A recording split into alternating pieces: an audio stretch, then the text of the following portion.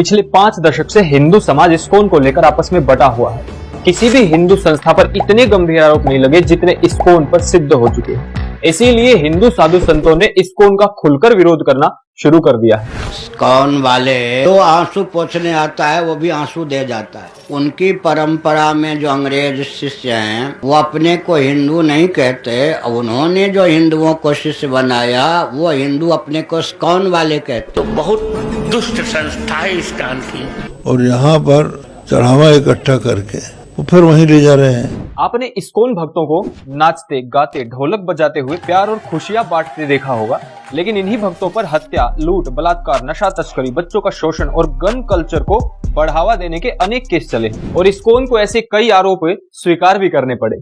इसके अतिरिक्त कई देशभक्तों ने इस्कॉन को हिंदुओं की लूटने वाली विदेशी संस्था तक कह दिया।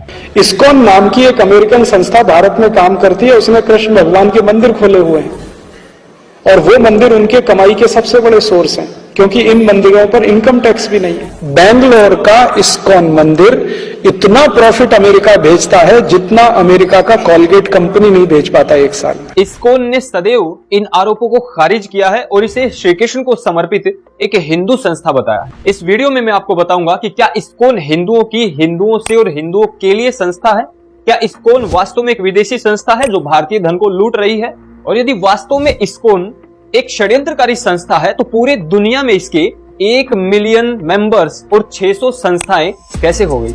इन सभी प्रश्नों के उत्तर आज आपको इस वीडियो में मिलेंगे, तो आइए शुरू करते हैं। नमस्ते मित्रों, अगर आपको ये विषय पूरा समझना है तो आपको ये वीडियो अंत तक देखनी पड़ेगी। सेकेंड वर्ल्ड वॉर के बाद अमेरिकी युवाओं ने सोचा था कि अब हिटलर की मौत हो चुकी है, अब ना कोई युद्ध होगा ना ही बीमारियां, सब अच्छा हो जाएगा। लेकिन 1954 में अमेरिका वियतनाम वॉर से और 1957 में 1,16,000 अमेरिकियों की जान लेने वाले H2N2 वायरस ने अमेरिकन यूथ की आशाओं पर पानी फेर दिया। उसी समय अवैध संबंध बनाने पर होने वाली बीमारी STD, सेक्सुअल ट्रांसमिटेड डिजीज, ने अमेरिका में तांडव मचा रखा था। कुछ लोगों का मानना है कि भारत के जवाहरलाल नेहरू STD से ही मरे थे। खैर, भौतिकवाद के ऐसे दुष्परिणाम देखकर अमेरिकन यूथ का दुनिया से मोहभंग हो गया। उन्होंने दुनिया में चल रही सारी परंपराओं को तोड़कर सब कुछ उनके विरुद्ध करना शुरू कर दिया। देखते ही देखते यह एक आंदोलन बन गया जिसे हिप्पी मूवमेंट के नाम से इतिहास में जाना जाता है। इन हिप्पीज ने मांसाहार को छोड़कर शाकाहार अपना लिया, छोटे छोटे बालों को छोड़कर बड़े बड़े बाल धारण करने शुरू कर दिए।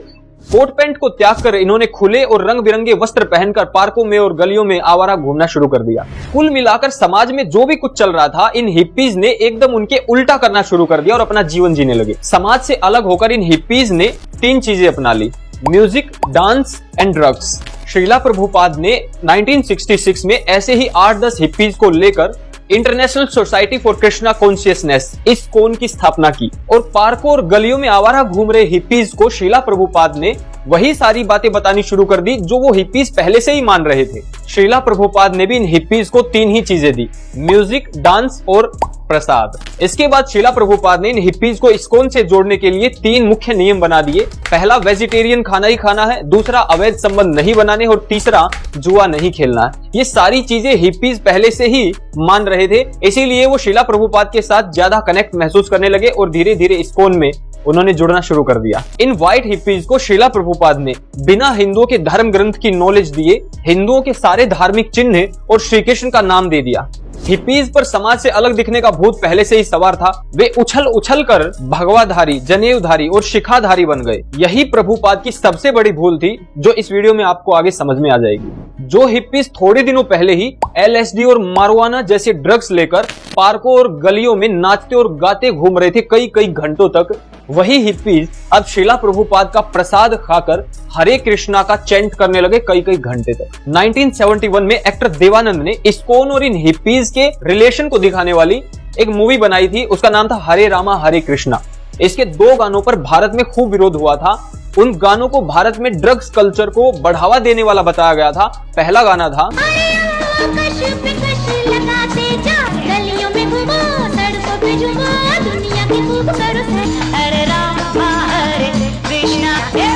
और दूसरा गाना था दम मारो दम मिट जाए हम, बोलो सुबह शाम हरे कृष्ण हरे राम। ऐसी ऐसी मूवीज ने और गानों ने इस्कॉन की पॉपुलैरिटी को बहुत तेजी से बढ़ाया। इसके साथ ही साथ इस्कॉन ने बहुत सारे हिप्पी म्यूजिशियन का भी फायदा लिया और कई सारी एल्बम्स भी निकलवानी शुरू कर दी, जिनकी लाखों में कॉपियां उस समय बिकी थी। इन सब के साथ साथ कई बड़े अमेरिकी बिजनेसमैन ने बड़ी डोनेशन देकर इस्कॉन का प्रमोशन भी शुरू कर रखा था।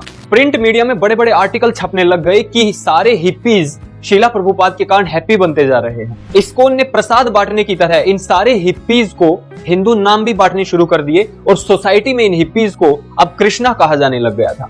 लेकिन जल्द ही इन कृष्णाज की इलीगल एक्टिविटीज के कारण हिंदू शब्द और कृष्णा की बदनामी शुरू हो गई थी। शीला प्रभुपाद की मृत्यु 14 नवंबर 1977 को हुई थी। इनके जीवित रहते ही इस्कॉन के कई सदस्यों और कई पूर्व सदस्यों की हेरोइन और मरवाना जैसे ड्रग्स स्मगलिंग की खबरें आने लग गई थी। उस समय पर लगुना बीच कैलिफोर्निया यूएस में इस्कॉन का एक प्रसिद्ध टेंपल हुआ करता था। उस टेंपल से जुड़े हुए एलेक्स क्यूलिक, डेविस, रिचर्ड एंड फेडरोस्की पर हेरोइन जैसे ड्रग्स स्मगलिंग के और मर्डर जैसे आरोप तय हुए। 22 अक्टूबर 1977 में ये एलेक्स क्यूलिक अपनी एक गाड़ी में सोता हुआ मिला और उसी गाड़ी में $1 मिलियन की हेरोइन भी मिली थी। इन चारों में से एक खतरनाक आरोपी रिचर्ड लगुना बीच पर इस्कॉन के टेंपल का प्रेसिडेंट होते हुए प्रसादम पार्टनर भी था। प्रसादम पार्टनर, सोचिए प्रसाद के रूप में डिवोटीज को क्या देते होंगे। इस्कॉन के स्पोक्समैन ने एलेक्स क्यूलिक का संस्था से संबंध होना ही नकार दिया था। इसी के संबंध में वहां की लोकल पुलिस ने कई सबूत दिए और यह दिखाया कि एलेक्स क्यूलिक शीला प्रभुपाद के खास व्यक्ति हुआ करते थे। पुलिस ने बताया कि एलेक्स क्यूलिक सितंबर मास में भारत आए थे। शीला प्रभुपाद की सेहत खराब थी, उनसे मिलने के लिए एलेक्स क्यूलिक ने संस्था को $25,000 की डोनेशन भी दी थी और भी अनेक ऐसी बड़ी बड़ी डोनेशन उसने पहले भी दी हुई थी और शीला प्रभुपाद ने एलेक्स क्यूलिक का धन्यवाद भी दिया हुआ था लेटर लिख करके। उसके बाद संस्था की ओर से कोई स्पष्टीकरण इस पर नहीं दिया गया था। ऐसे गंभीर आरोपों के बाद इस्कॉन की बहुत ज्यादा छवि खराब हुई, लेकिन यह केवल एक शुरुआत थी। शीला प्रभुपाद का देहांत हो चुका था। इसी बीच 1979 में कैलिफोर्निया के इतिहास की सबसे बड़ी ड्रग स्मगलिंग का पर्दाफाश हुआ था। ये मिलियंस ऑफ डॉलर्स की ड्रग स्मगलिंग थी। इस स्मगलिंग 1976 से 1977 के बीच 2 वर्षों में पाकिस्तान से हाशिश ऑयल की गई थी और इसमें 11 हरे कृष्णा के डिवोटीज की सम्मिलित होने की खबरें आई थी और इसके तार भी उसी लगुना बीच से जुड़े हुए थे जिसकी पहले हमने अभी चर्चा की थी। इस हाशिश ऑयल से मारवाना जैसे कई ड्रग्स बनाए जाते थे। कुछ लोगों का कहना है कि इस्कॉन डिवोटीज के द्वारा पाकिस्तान से ड्रग स्मगलिंग के मामले पुराने हैं। अब इस्कॉन की संस्था इन सब चीजों पर पूरा ध्यान रखती है, लेकिन ये बात सच नहीं है। अभी हाल ही के कुछ वर्षों पहले ही इस्कॉन टेंपल्स में कुछ एक पाकिस्तानी नागरिकों के होने की खबरें आई थी। हालांकि इनको ज्यादा हाईलाइट नहीं किया गया था। हम सभी जानते हैं कि पाकिस्तानियों का ड्रग स्मगलिंग का पुराना धंधा है। ऐसी संवेदनशील जानकारी पर सरकार व प्रशासन को गहराई से जांच करनी चाहिए थी कि कहीं मंदिर के प्रसाद में तो अति अल्प मात्रा में ऐसे किसी सम्मोहक पदार्थ को नहीं मिलाया जाता है। खैर, आपकी जानकारी के लिए बता दूं कि हैशिश ऑयल से नशा करने के लिए इसको हुक्के, सिगरेट के द्वारा, भाप के द्वारा खाकर या त्वचा पर लगाकर सूंघकर भी लिया जा सकता है। नेदरलैंड्स जैसे कुछ देशों में हैशिश ऑयल से बनने वाले मरवाना जैसे ड्रग्स को 5 ग्राम तक गवर्नमेंट की परमिशन से बेचा भी जा सकता है ताकि इलीगल स्मगलिंग को कम किया जा सके। ये सब जानकारी मैं इसलिए दे रहा हूं कि भारत में आज जो इंटरनेशनल संस्थाएं हैं और जो धार्मिक संस्थाएं हैं, ऐसी संस्थाओं में भारतीय भक्तों को अधिक सावधान रहने की आवश्यकता है। हो सकता है ऐसे स्थानों पर प्रसाद, भाप या सुगंध आदि के द्वारा ऐसा माहौल दिया जाए जिससे व्यक्ति कई घंटे एक ही चीज बोलता रहे, उछल कूद करता रहे और बाद में हड्डियों के रोग को ठीक करने के लिए डॉक्टर के पास जाना पड़े। और जो लोग कहते हैं कि श्री कृष्ण सब ठीक कर देंगे, मुझे लगता है उन्होंने श्री कृष्ण को, गीता को और वेदों को अच्छे से ना पढ़ा है ना जाना है। अरे स्वयं इस्कॉन के आज के समय के सबसे बड़े गुरु जो एक अमेरिकी नागरिक हैं, इनका नाम गोल्डन जॉन उर्फ जय पताका दास है। इनको स्वयं 2008 में स्ट्रोक आ चुका है और स्किन जैसी अनेक बीमारियां भी हैं। इसीलिए आज की धार्मिक संस्थाओं में मैं आपको जाने से नहीं रोक रहा हूं, लेकिन आस्था और श्रद्धा के साथ साथ बुद्धि का प्रयोग सदैव करते रहें। अस्तु इस्कॉन के डिवोटीज पर ड्रग स्मगलिंग के अतिरिक्त बड़ी मात्रा में हथियारों की तस्करी, स्मगलिंग के भी आरोप लग चुके हैं। अमेरिकन अथॉरिटीज ने संस्था के कृष्णा लेक कंट्री फार्म और वेस्ट वर्जीनिया फार्म में बड़ी मात्रा में हथियारों के इकट्ठा करने और कुछ लोगों को ब्लैकमेल तथा किडनैपिंग करने के सीरियस चार्ज भी तय किए थे। इतना ही नहीं, भारत और अमेरिका में स्थित इस्कॉन के गुरुकुलों में जो बच्चे पढ़ रहे थे, उन बच्चों के साथ सेक्सुअल एब्यूज किया गया, यौन शोषण तक किया गया और कई ऐसे यौन शोषण के मामलों को इस्कॉन ने एडमिट भी किया हुआ है।